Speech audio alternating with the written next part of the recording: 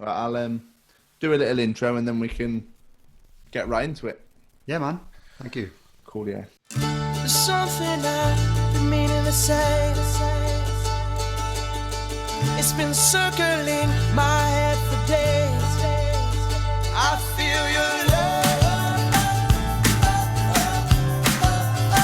I feel your love. I feel your love. Yeah, I feel your love. There's something I've been meaning to say. I feel your love. It's been circling my head for days. Hello, so welcome to episode 5 of Like I Am. Today we are joined by the drummer of Phil Campbell and the Bastard Sons, a band which is in with his dad, who I'm sure you'll all be familiar with later on. He also does his podcast, which is called Drum for a Song, where he sits down with different drummers and just chats drums, and lots of drums. He's interviewed so far people from bands such as Film for a Friend, Bullet for My Valentine, and loads more. So please welcome Dane Campbell. Hey, how's it going, guys? I'm good, man. So how have you been during this crazy year? Well, it's definitely been a strange run, hasn't it? Yeah. I'm technically a pro musician, so I'm normally out busy, gigging a lot. Yeah. We do the festival season. We were normally busy for that. We actually had our busiest festival season ever booked. Yeah. But it's all been cancelled or postponed now. Can you say which ones you were supposed to be doing, or? Well, if I can remember, yeah. To be honest, there wasn't that many British ones. Maybe some of the smaller British festivals. We were meant to be doing Grass Pop in Belgium, which is a really big one. Yeah, loads really. I should have prepared and made a list, but yeah, they're Call of the Wild Festival. Have you heard of that? No, I haven't. I think that's a newish one. I think it's like North Midlands, around that kind of area, I think. Okay. We were meant to be headlining that. Oh, nice. Yeah, but mainly all over Europe, mainly. And ones that I normally just take them weekend by weekend. Yeah. I don't really, I agree to them when they come in. Yeah. And then I just, someone else organises them and I just turn up when I'm meant to turn up, which is great. Oh, nice. Yeah, Cool. it's nice. Yeah. So, first question I'm going to ask you is, first album you ever bought? Not as in a present or anything, like your own money. What was the first album you ever bought? No problem. Yeah, I actually remember. Well, I bought 2 CDs at the same time. Okay. I was lucky enough. I was probably maybe 13, maybe 12, maybe a bit younger actually. But I was on holiday in Florida, luckily, with my parents and my family, and I must have had some US dollars somehow. But it was my money. It was my own money. And we went into some big record store, and I bought AC/DC Back in Black. Nice. But then the other album I bought, which was very strange for being a first album, do you know the band Megadeth? Yeah. Oh, you know, yeah. They used to have a guitarist called Marty Friedman. Okay. And I think he was in them, I guess, late 80s, early 90s, and he had a solo album.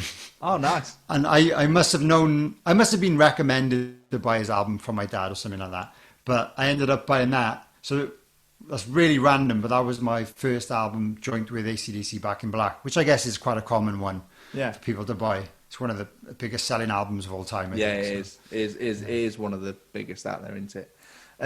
So you're the drummer in Phil Campbell and the Bastard Sons. So what age did you start learning drums? How did music and that kind of start for you? Yeah, likewise, it was a family thing. I did start, I think I was playing drums in front of people from like the age of 6. Oh, wow. My dad was in Motorhead at the time, but he also had like a cover band back home with some of his friends. Okay. So we used to do like little local covers gigs and in little pubs and stuff. And it must have been slightly prior to that I'd learnt the basics. My dad taught me the basics, just how to play a beat and stuff. Yeah. And we did get an electric kit from a young age, which really helped. And I've got an older brother who plays in the band with me. And he was always quite obviously more of a gifted guitarist. And whereas I was also shown the guitar, I think it was obvious that I excelled on the drums a little bit more. So maybe my dad maybe encouraged me a little bit more to play the drums. But yeah, I believe it was around 5 I'd kind of played my first drum kit, and then not that I was particularly great, but I could hold a beat, I suppose. Yeah. We were playing songs like All Right Now by Free Oh, and the quite classics. classic Yeah. songs like that. And Yeah. but yeah, I was getting up and like going up for a song at those little pub gigs and stuff, and it was pretty crazy, I think, because I was so young and Yeah, so that's small. very young. That's very Yeah, young. it is pretty young, yeah. So, Yeah, and I joined my own band, my first band at 13 then, when it was actually me and some friends who were a little bit older than me. But that was my first band at 13. so your dad would be touring with Motorhead, then come home and do cover gigs? Yeah, only a few, Right, maybe okay. maybe Bits and bobs. 2 or 3 a year, just as a bit of fun. Right, okay. Yeah, not a lot. It Surely, wasn't like you'd think it'd be the last thing you'd want to be doing after being on Well, the road. exactly, it probably was to some degree. But he had a best mate, who's sadly no longer with us, but he was the singer in the band, so I guess it was maybe to kind of help him out a little bit more, because they used Yeah. to be able to advertise then on the poster featuring Phil Yeah. Campbell from Motorhead and stuff like that. Oh, right, okay. But me and my brothers used to go along, and my mum, and sometimes my nan would come, and it'd be a nice day out on a weekend and stuff like that. It'd be cool. So, I don't want to talk about your dad too much. I want to keep it about you. Yeah. But from your point of view, how was it seeing your dad living the kind of rock and roll life, as I guess people would say it is? Well, yeah, definitely. I don't know anything different because he was in the band before I was even born. So that's all I've ever known. I always say it's actually stranger now because he's not in Motorhead now, because they've obviously ended, and I'm in a band with him. So that's strange for me because I've grown up with him being in that band. Yeah. But yeah, there's been lots of moments where I've gone to his concerts and felt really proud, and there's been a few moments where I've really, you feel really proud and you almost tear up to some degree when if you're at a big show and he's doing his solo or whatever and the crowd are going nuts. But then alternatively, if you got to think he was away for months and months of every year when I grew up. So it was mainly my mother was bringing us up. It was me and my 2 brothers. And then my dad would kind of come home for a couple of weeks and then he'd go back away for a few months. So that sucked, really. Yeah. I used to really miss him, really. Used to miss him. And he used to come home and I guess he used to be tired, He'd been on tour with Motorhead for a few months or whatever. That's crazy. But yeah, I don't know anything different. No. But it was strange for me, like in school and stuff, because you'd have a mix of people that kind of thought it was really cool, or some people just didn't understand Yeah. how that worked, basically. Well, I'll be that's all I can honest. say. Yeah, I'll be honest with everybody. Never really listened to Motorhead's music. I've got 2 brothers that love it, and Cool. But I'll listen to any music, so it'd be something I'd like to kind of. What would you recommend as as a newbie? What would you be the go-to song to go to first of Motorhead? Well, 'cause they were together for, I think it was just over 40 years. So my dad wasn't in them for that long. He was in them for like 32 or 33. But the most famous song is Ace of Spades. Yeah. Which was an earlier song. You may have heard that in passing and maybe not realise it was them. Yeah. That's their biggest hit. I guess that's a good example of how they sound in general. But I think their sound did develop a little bit over the years. They had lots of different members, different drummers, which definitely makes the sound different. Some of the later stuff would be maybe more classed as slightly heavy metal, whereas the older stuff was kind of a mix of like punk and rock and roll. Yeah. So it was very fast drum beats. I see there's a drum kit behind you. Are you a drummer as well? I am a drummer, yeah. I didn't want to talk about it, but yeah, it's... that's cool, man. Nothing major, but yeah, I do play. That's cool. Well, you'll understand where I'm coming from. Yeah. I'd listen to Ace of Spades, and there's another song called Overkill. Okay. And then there's another one I would recommend called Born to Raise Hell. Nice. That's a bit more of a kind of rock and roll kind of commercial sounding, catchy chorus kind of sing along song. Nice. But check out those three. Will do. So, last question, I'll kind of on the Motorhead thing, and then we'll move on to the new band. What was your relationship like with the members of Motorhead? Kind of, did they treat you like royalty, or how was it? Well, to be honest, it was very... Obviously, I met them a few times over the years. I wouldn't say I had much of a relationship with any of them, really. They would be very welcoming when we'd turn up at shows, and we'd be backstage, and they'd be friendly, and they'd say hello, and they'd ask us how we were doing, and have a photo if necessary. But I wouldn't say I had any close relationships with anyone. There was one time I just finished university, and I went on tour with my dad for a few days. So I kind of lived on the tour bus with the band for a few days, and helped out a little bit with little jobs. And I guess that was the only time where I felt a little bit bit closer with them, and had maybe longer conversations with them and stuff like that. But unfortunately, looking back, I wish I'd maybe made more effort. But it was just, they all had, when we used to go to like a headline show, and they'd all have different dressing rooms, which I guess is fairly unusual, but not that unusual. But so it would be like I just kind of hang out in my dad's dressing room, and he'd have his guests, and it'd normally be a local show, so it would be full of family and friends, and it just used to be, there would be no time to kind of mingle with the other members of the band, because I was mingling with all my family that I don't see that often. Because if they played Cardiff, 'cause I live in South Wales, if they played in Cardiff or Newport or somewhere like that, it'd just be like 100 guests of my dad. So it's kind of getting around all them. It's pretty hectic. Is a tour bus as grimy and disgusting as people think? Well, the Motorhead tour buses were quite nice. The ones I go on with Phil Campbell and the Bastard Sons are a little bit grimy and disgusting. We don't have as much of a budget as they did. But they can be anything you want. If you've got a lot of money to spend, you can get a little bit more luxury. But there are budgets for everything. I've been on some disgusting ones, to be honest. I've been on some really horrible ones. And I guess I haven't even been on the super posh ones. I don't know what they're like, but there are ones out there that have like jacuzzis and stuff in them. I can't even imagine what that's like. Massive pop stars and stuff. Yeah, they must go all out. Yeah, but, it's amazing how they can convert them into stuff like that. Yeah, but that's crazy. But hopefully you'll get to go on one someday. I would love to. So Motorhead ended unfortunately in the way that it did. I'm sure Motorhead fans or anyone listening knows about that and all that kind of stuff. So what was the transition from that ending to this new band? Well, it's been around for a few years now, hasn't it? So what was the transition from that to your dad starting this one? There was a little bit of an overlap, to be honest. It was a few years before Motorhead ended, and me and the other members of the band actually got together for a kind of, not a joke, but for a laugh.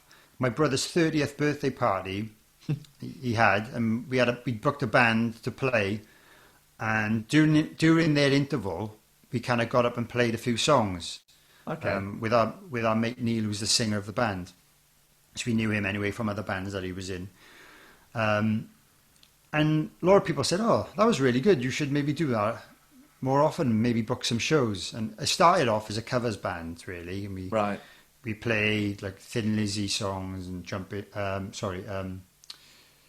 Beatles, kind of classic stuff. Stuff like that. And then we booked a few shows, and based on the back of my dad's name, did help create a bit of interest. Of course, we did a few festival slots. We played Bloodstock Festival. Nice.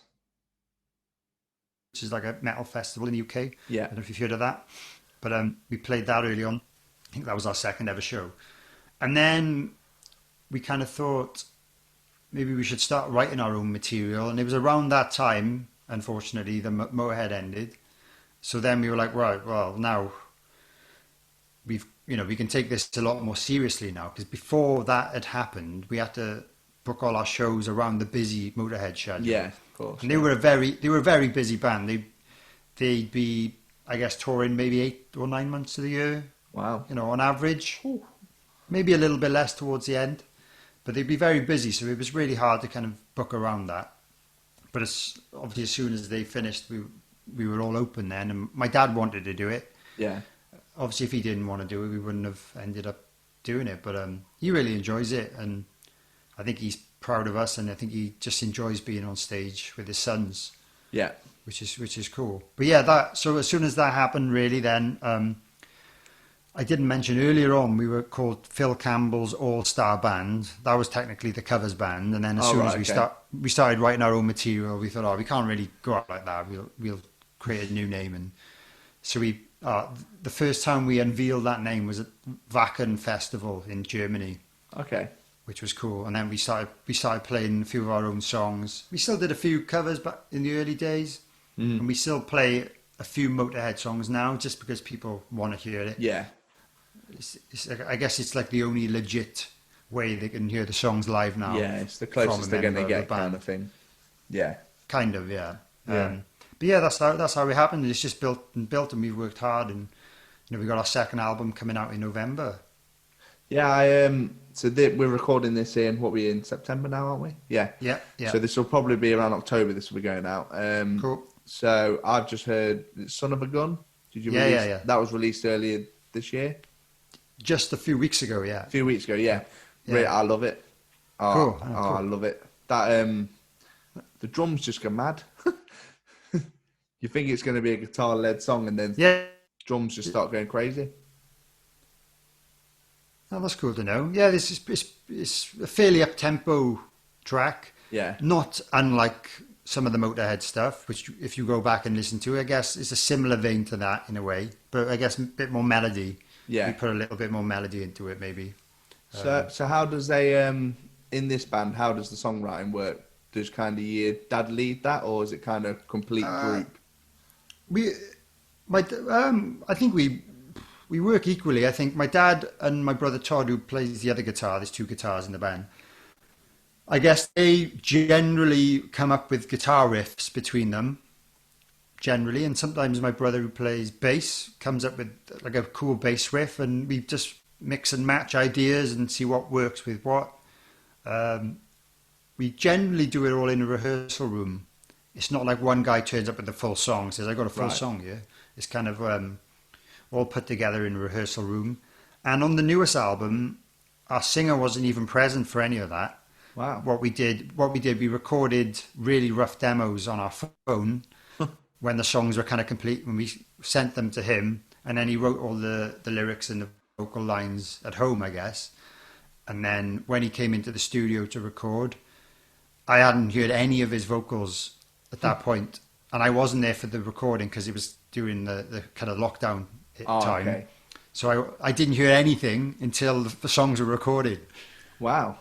So I didn't hear any of the vocal lines until after they'd been completed. Yeah. You didn't know what any of the songs were about lyrically? Nothing. So in a way, I think it's a fairly unique way of doing it, but that's how we had to work at the time because of the virus and the lockdown. Luckily, we'd just about finished writing the bare bones of the songs before lockdown properly started. Yeah. Because otherwise that would have been a bit tricky because we all live in different houses, and at the time you weren't technically allowed to kind of meet up and do stuff like that. So, but luckily we just finished that part before. But yeah, I didn't know. I guess it limits me to some degree not knowing what the song was about, not especially not knowing where the vocals are going to be or what the melodies are going to be, because it's what we talk a lot about in my podcast as well. Is drumming for the song. Yeah. I don't know what the song is yet. I'm just basing my drums on the guitars and the bass, and unfortunately, I don't have the benefit of hindsight to know what the vocals are going to do. So I don't want to get in the way of the vocals. Yeah.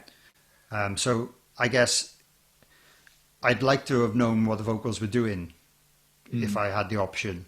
So it's just the way it worked this time. What's it like creating with your dad as looking at it from a father-son? If there's something your dad doesn't like, how does that kind of work? Or something you don't like? Oh, we're all really straight with each other, honestly. If someone has an idea, like we normally try it. We normally say, okay, let's try it, and then if a few people don't like it, they'll say, I'm not feeling that. Can we try something else? Or sometimes we'll morph it into something else. Luckily, I've got a bit of history playing guitar and bass, so I kind of know my music. I got like music degree and stuff. Yeah. So I kind of know my music as well. So I'm very vocal. If it's something I don't like or I think should be changed or altered, or I'll say, try this chord instead of that chord there, and maybe that will work better. Yeah. But we all kind of do that together. That's good. But yeah, it's more of a democracy as well with all decisions in the band. I'm quite often the odd one out, but that's business decisions as well, and songwriting decisions, and you just got to go with it. If there's 3 against 2 or 4 against 1, you just got to suck it up and just go, okay, well, I'm the minority. I can't have my way every time. No, you're going to miss out on stuff, and then sometimes other people are going to miss out on stuff. Yeah, definitely. They've had to do things they don't really want to do because everyone else has wanted to do them, and vice versa. So, what's been your favourite moment of the band so far? Yeah, someone asked me this the other day, and it's hard for me to not really go back to, I think it was 2017, I want to say, and we did 4 shows supporting Guns N' Roses. Okay, wow. Which was absolutely mental. We did one in Switzerland, in Zurich, one in Imola, Italy, which is the one I remember the most. It was the Formula One racetrack there in Imola. Okay. I'm not into F1 myself. It's something to do with Ferrari. Something. Yeah, I'm not into that either. Enzo Ferrari, something Autodome, I don't know.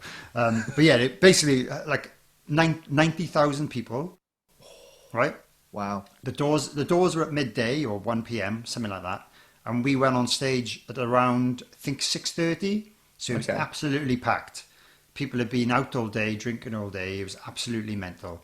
And we played like a short 30-minute set in front of 90,000 people.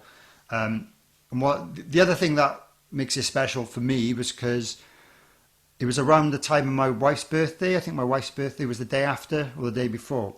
Okay. So she flew out to Italy with one of her friends to kind of join in. We had a day off the day before and the day after.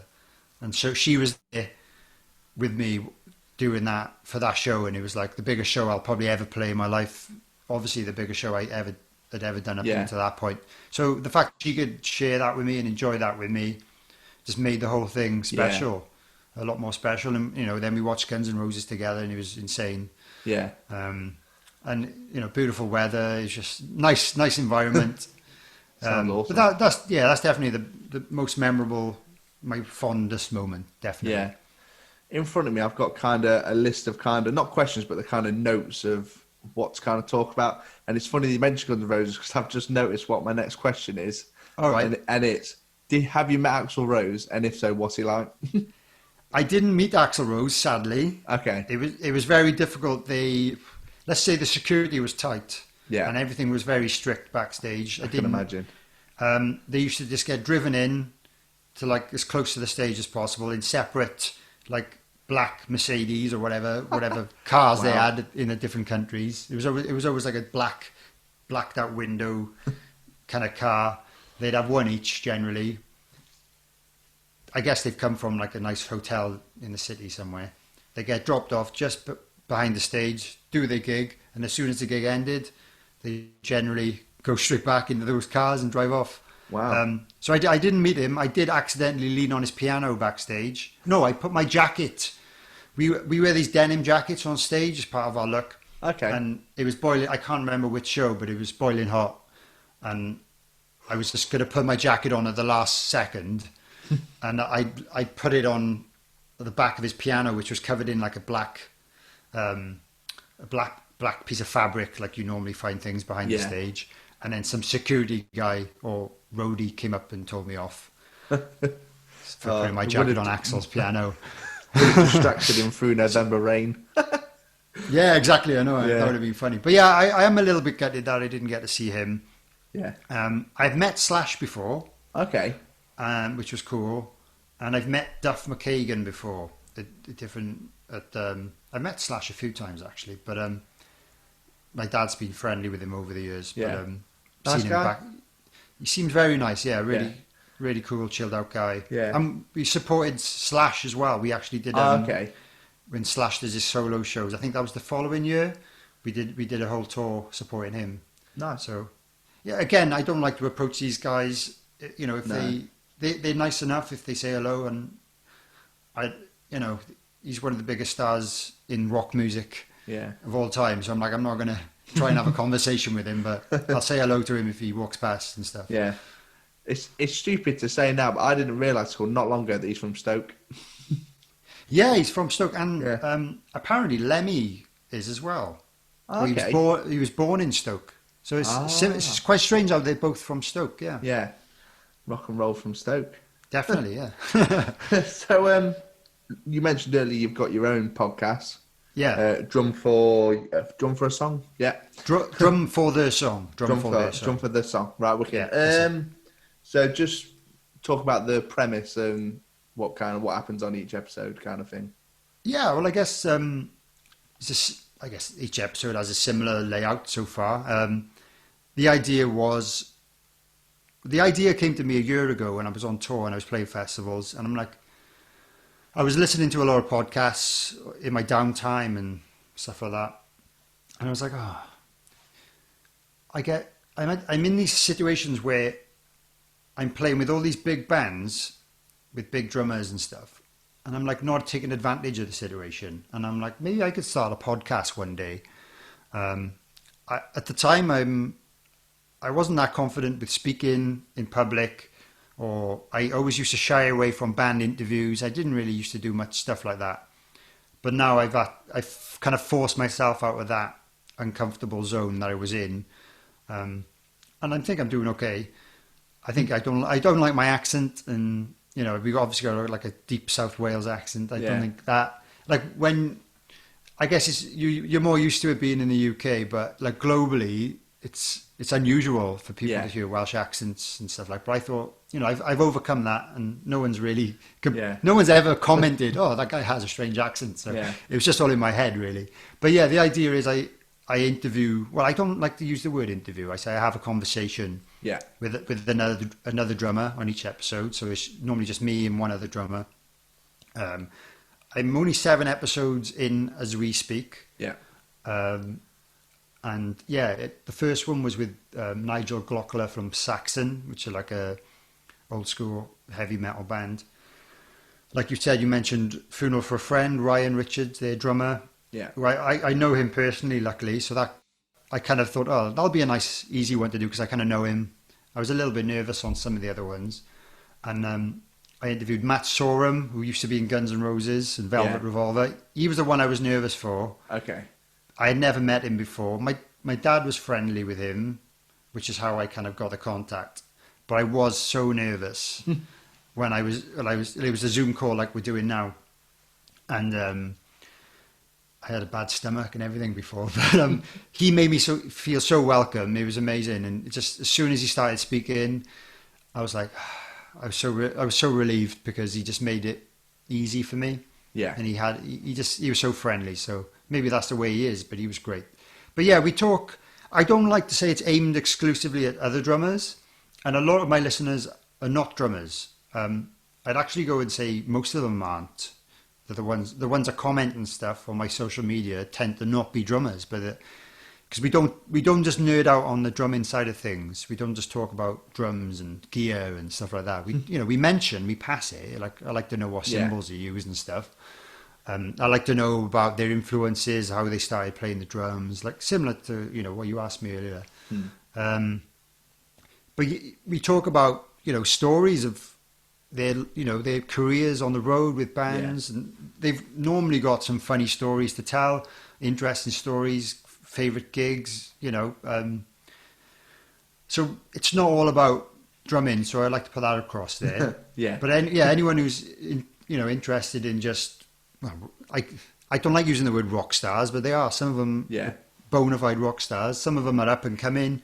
Some of them have sold millions of records. Some of them, I want to kind of, obviously I want to interview as many people as I can, but I want to start, now I've started a little bit of a platform to give some of the lesser known guys Yeah. a platform to advertise themselves as well.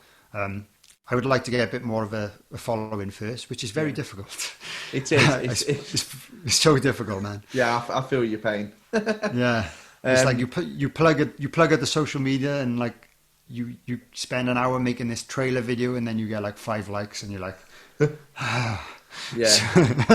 I always find I do all that kind of hard work, and then that happens. You maybe don't get the response that you're after.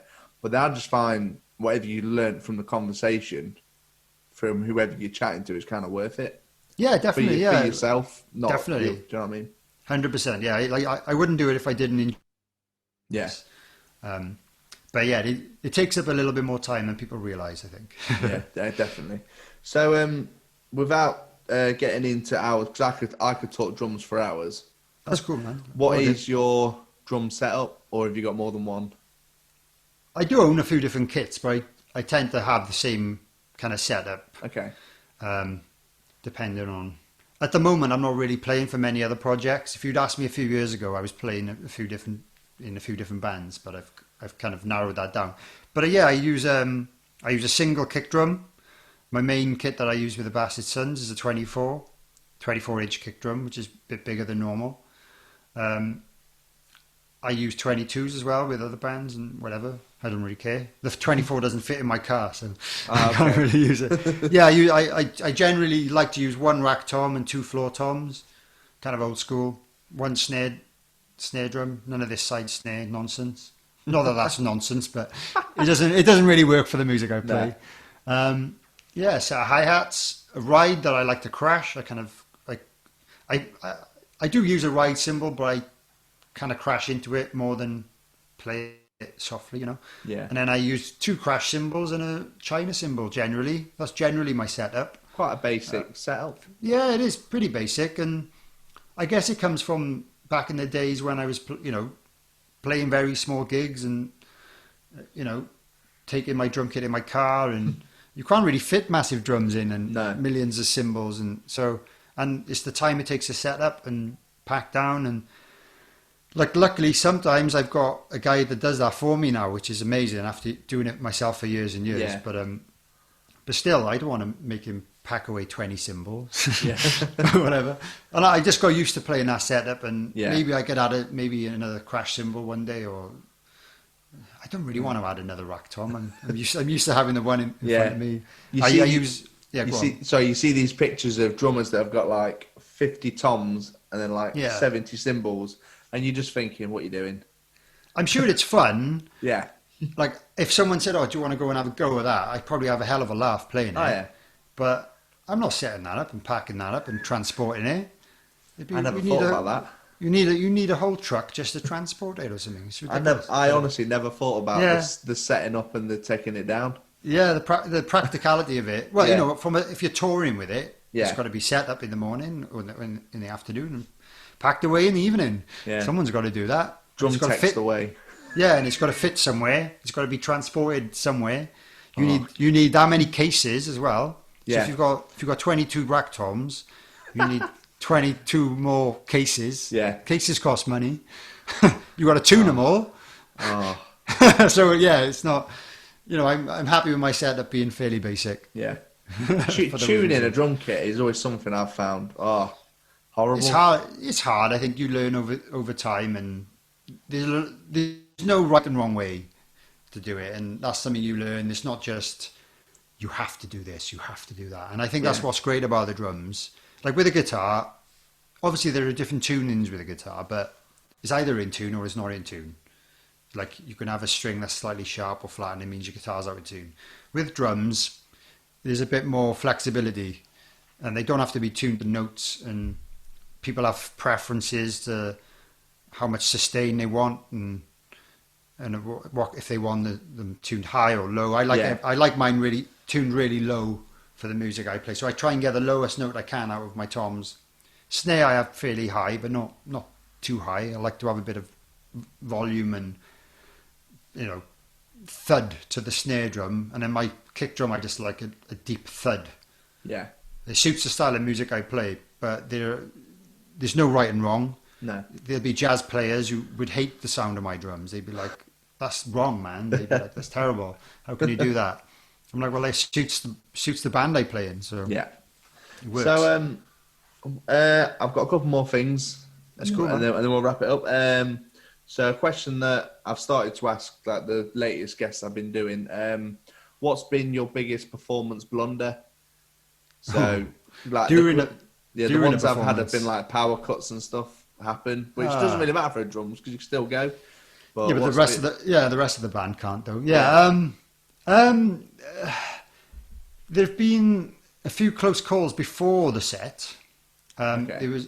I'll talk about them. I know it's not quite answering your question, but last year we were on a UK tour, and I think we were playing in Norwich, some venue in Norwich, and it was when I had a drum tech, so I didn't set my drums up, and it was time for me to go up and do my sound check. And there was a big black curtain behind the stage, just behind the drum riser, big black curtain. I assumed it was going to be a wall behind the curtain because normally Okay. that's a wall.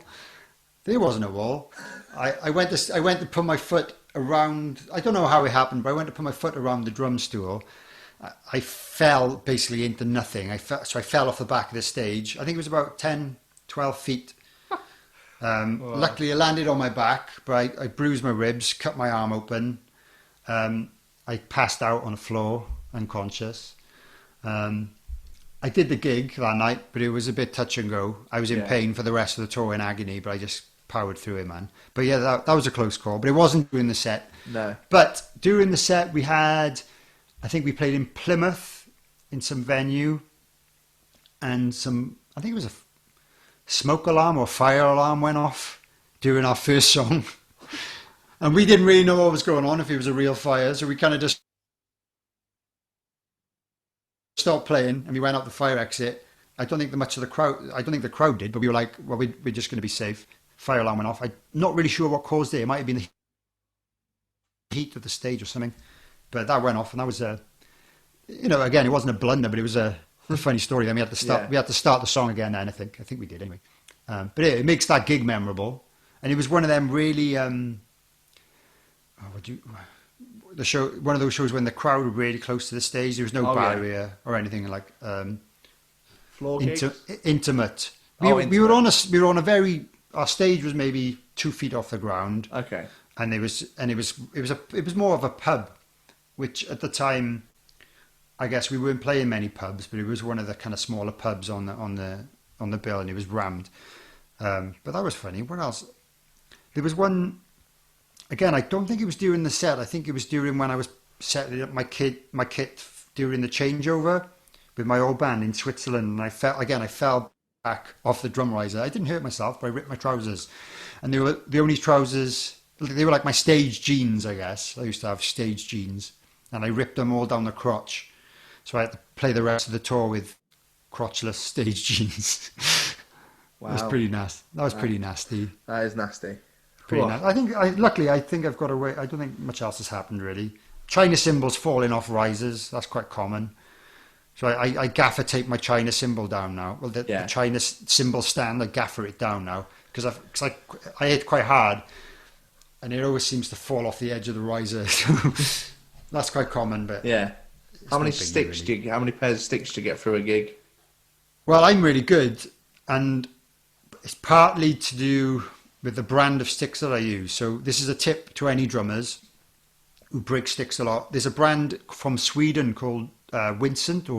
I don't know how they pronounce it with a W.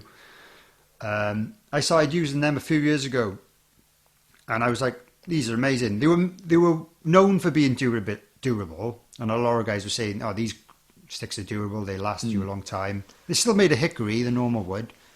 I just thought that was a marketing thing. I didn't think it was actually going to be a genuine benefit to the sticks. But I noticed I was using them. I'm not ever breaking sticks. Like they wear down a little bit as normal, but I'm not breaking sticks. So I think I've done 2 experiments on tour. And I think it was 2 years ago, I did an experiment. I used the same pair of sticks every gig, every sound check, until they got to the point that they broke or they were too knackered to kind of use. And I think it was the first year I think I did 14 shows, and I eventually one of them broke. That was it. One of them broke during the set. So 14 shows. Bear in mind we do, on average, I guess, a 70-minute set, maybe 80-minute set on average, plus a sound check, which involves me just hitting the same drum constantly forever, plus a few songs. So the first year was 14 shows, and then I kind of documented it a little bit on my Instagram. If you scroll down on my Instagram, which is Dane_drums, you'll probably find some like pictures of like, they're not exciting pictures. They're just a pair of sticks on a snare drum, just to show you how much they were wearing every day. But then last year I did it again, and I did 16 shows, and they didn't even break. But they got to the point where I'm like, I think they're a bit too worn now, and I give them to some kid at the end of the show. But 16 shows is amazing. They were so Vincent 5Bs, so a little bit heavier than normal, but not astronomically heavy. But a lot of that I think is down to technique. I don't rim shot the snare that much. Like some people hit this every snare with a rim shot, and that's going to obliterate your sticks. Yeah. Another thing is the angles of your cymbals. So if your cymbals are straight and you hit in the edge of the cymbal with a stick, that's going to wear your sticks down. So I've over the years, I've been playing so long, I've kind of adjusted my set. I have a slight like that or like that, depending on which way you're looking at. So I'm kind of, I hit them hard. I hit everything hard, but I'm reducing the impact, like, the sharp impacts on the stick. So I think that helps. But honestly, those drumsticks are wicked, man. I remember when I was about 13, I went to see Blackstone Cherry. They were supporting, nice. I don't know if you know Blackstone Cherry. They were supporting Nickelback. And the drummer was literally getting a new drumstick every 30 seconds. That's insane. Yeah, I couldn't believe it. Either you would have thought he would be using one of the main brands at least. Like I've tried all the main brands. I used to work in a music shop, so I always used to like try different sticks because I thought at the time it was like, well, I like trying different things, and I had some good experiences with Veta, that brand. And I think they seemed to last me quite a while. But anytime I was using Vic Firth sticks, or a Pro Mark were okay, but Vic Firth sticks I used to break all the time. Yeah. And bear in mind, similar technique, similar style. So, but it's a lot to do with how you hit things. Yeah. But breaking sticks every 30 seconds, that shouldn't happen. I don't care who you are or how hard you hit. They should last longer than that, shouldn't they? Yeah, definitely. There'll be people listening, especially that aren't drummers, thinking, there's a lot of this about sticks. Yeah, sorry, let's move on. No, it's good. I love it. Oh, right. Didn't know sticks was that technical. Yeah. They're very important, really, and they're quite expensive to buy at the end of the, they're like 13 quid a pair nowadays, maybe 14 quid.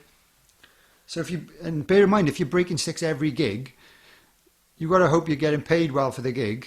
Yeah. Or you just piss. Well, am I allowed to swear? Go for it.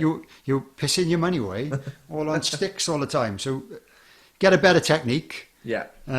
Buy a better brand, and hopefully your money will go further. I like it. That's my advice. That's my advice.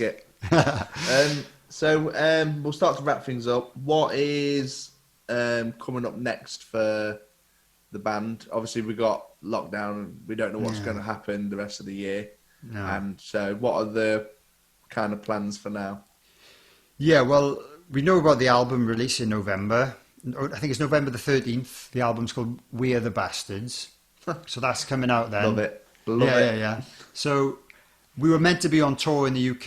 We were meant to be doing a UK headline tour to go alongside that. But that's all been postponed till next November. So November 2021. We were meant to be doing a support tour in December, which technically hasn't been postponed or cancelled yet. Who's that supporting? We're supporting the Michael Schenker group, which is another kind of old school guitarist guy. I guess we're playing a waiting game. We don't know if that's going to happen.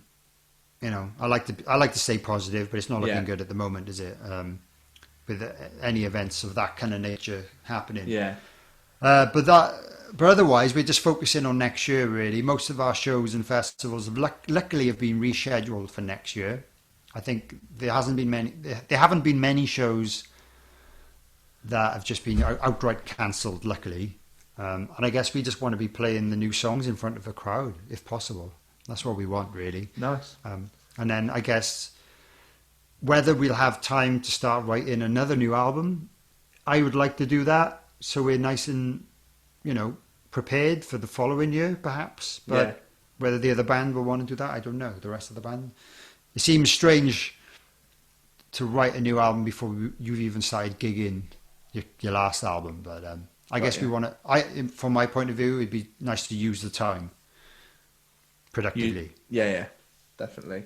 So, just one last thing. I keep thinking of stuff. I love it.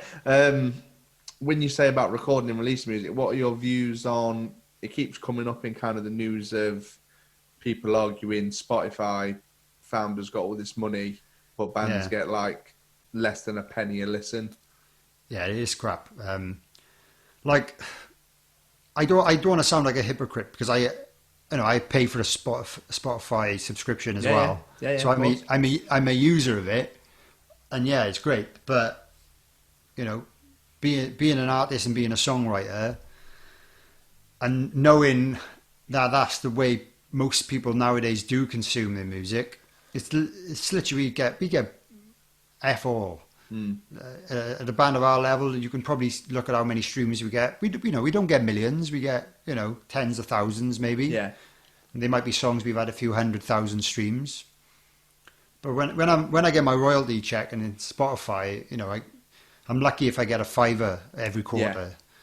Yeah. And historically, your royalties from record sales was a big thing. It was a big part of your income. But nowadays, most of your income is from playing live. So going out on the road and the fees you get from that and merchandise. So we have to kind of make up for it on that because t-shirts. And luckily our fan base, because of my dad's heritage, are a little bit more old school. So luckily they still buy vinyl. They still like buying a CD.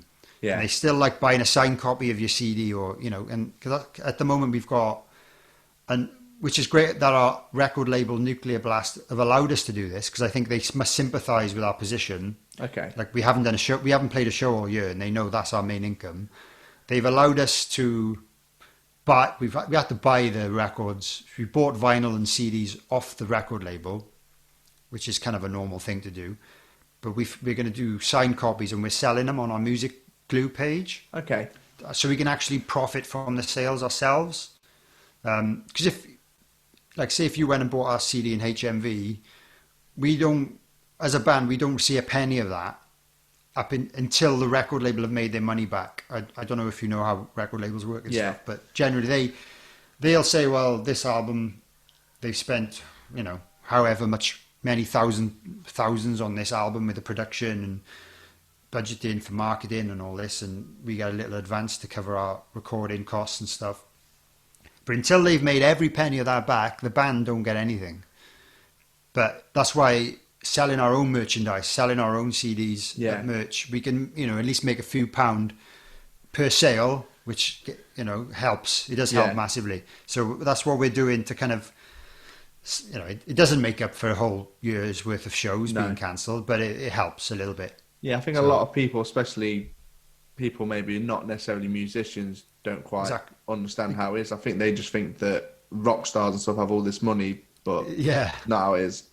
There are the massive rock stars. I'm sure they do get a lot of money from various things, but I read something the other day, an article, and it was saying like you can be a headline band playing in front of 5,000 people a night, and you could only be making minimum wage because that's how the industry works, So you pay 20 quid for a ticket to see a band.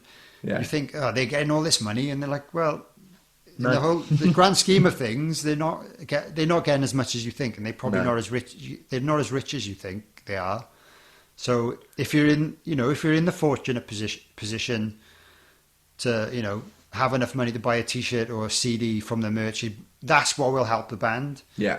So obviously everyone's having a tough time at the moment, unless you're in certain industries which are thriving, but they're very few and far between.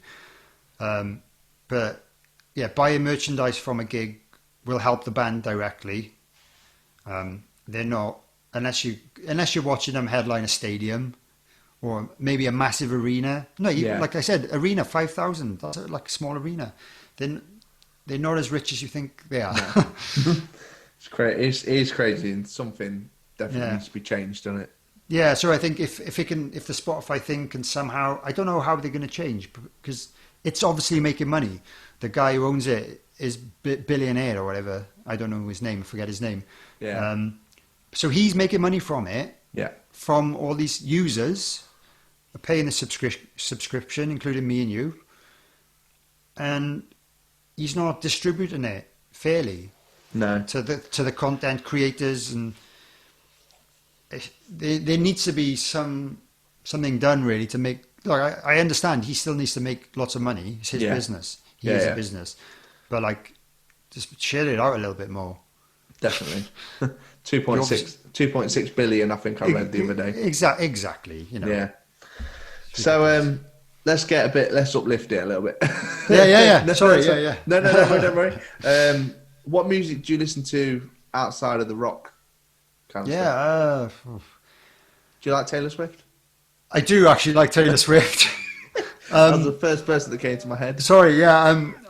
I'm not saying I'm massive into pop music. I'm not the kind of guy who listens to pop music all the time, but I do have a big soft spot for Taylor Swift. And I think it was the album Red. Basically, my wife likes Taylor Swift, and she's always liked Taylor Swift back from when she was like she did the country albums. Yeah. And that album Red came out, and I'm like, oh, these songs are amazing. Oh, and there's some good grooves and good musicianship and drumming, and they were just like instantly catchy. And we went to go and see her in London on that tour. And I was like, oh, fair play. She's really good. And she plays her own instruments. And I think she's a legit pop star. Yeah. That is talented. So I kind of like, I understand she has talent, which arguably, I don't think all of them have a lot of talent. But no. Yeah, but I like more chilled out stuff because I generally play in rock bands. And yeah, every band I've ever really played in has been rock in some way or form. There's not a lot of new music that I'm being exposed to that I'm like really digging, unfortunately, but maybe I'm not being exposed to the right stuff. But I tend to, if I want to put something on, I tend to put something that's a little bit more chilled out. Yeah. Still, guitar music, I guess, that in that kind of way. I'm not saying I'm not really big into electronic music or EDM and stuff. I'm not really hugely into that. I appreciate it. I can understand why people like it, but it's not for me. It's not the kind of thing I enjoy. I like songs. I like it to be a meaning to a song and songwriting, which definitely I don't think is always present in that field. It's not really about that as much. But yeah, kind of something a bit more chilled out, got acoustic guitar. Historically, I've kind of had little dabbles with various forms of like jazz, but nowadays, not so much because it's not. I have to concentrate more if I'm listening to jazz, and for me now, music is a background thing. I'm either driving or I'm cooking or I'm working. Like I've got a part-time job at the moment because of all this crap. So I've got myself a job. And I put some music on or a podcast, mainly podcasts to be honest. But yeah, like I'm not listening to it as much as I maybe did 10 years ago when music was like everything. But yeah, that's how I feel. But I guess it's because podcasting has taken over that. Yeah. Whereas it didn't exist back then. I would always be listening to music, but now I'm like, oh, what's he got to say? Or, oh, this it's endless, isn't it? Yeah. Being a part of that, it makes me realize, oh God, how am I going to get noticed amongst all this? But I'm willing to try, and I hope you are as well. Yeah, definitely. So thank you very much for taking your time to chat. It's wicked. No worries, man. A pleasure. I've Thanks for asking. Where can people check out everything you do? Yeah, so online? Yeah, I'll plug a few things now if you don't mind. So if you're on Instagram, I've got a personal page, which is Dane_drums, DANE. And then I've also got a page for the podcast, which is @drumforthesong. Pretty easy to find. And then exactly the same on Twitter. So same account names. And then I'm on Facebook as well. I don't really have a podcast page on there, but if you search Dane Campbell -drummer, you can like my page on there. I've got like a musician page. And then I've got a group, like a Facebook group for the podcast, which is Drum for the Song official Facebook group. So that if you're particularly interested in the podcast thing, you can just join that and you don't have to friend me up or anything like that. Yeah. It's easier to just post directly about the podcast in that rather than what I had for dinner and pictures of my cat and things like that. But yeah, they're the main ones really. And then obviously the band is Phil Campbell and the Bastard Sons, if anyone's interested. Off the top of my head, I might get these wrong. I think Twitter, we're PCATBS, and then, which is obviously the abbreviation, and then Instagram is something like Phil-and-the-BS. But I'm sure if you search it, you'll find it'll come up. It'll come up. So yeah, check out the music, and obviously there's stuff on YouTube as well. Some music videos if you just want to have a quick listen to how we sound. And obviously, if anyone's interested, check out the new album when it comes out in November. Lovely. And also, if people love the podcast, they can Patreon. I have got a Patreon page, which again is fairly new. The podcast itself, I only started really in, I think it was June the first episode came out. But yeah, it's patreon.com/drumforthesong. You can get exclusive episodes. I do monthly exclusive episodes just for the Patreons. I do a monthly Q&A session on Zoom, which is always fun. So I get to kind of meet the listeners directly, and they can ask me whatever they want, and that's always fun. You know, we have an hour every month. They're the main benefits, and if you're into the band, I can get you guest list if you pick the top tier.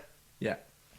Which I think is like £10 a month, but I'll give you guest list to a headline show for the band and stuff. So there's a few different things that might appeal to you, and obviously you get early access to the podcast as well, no matter which tier you're on.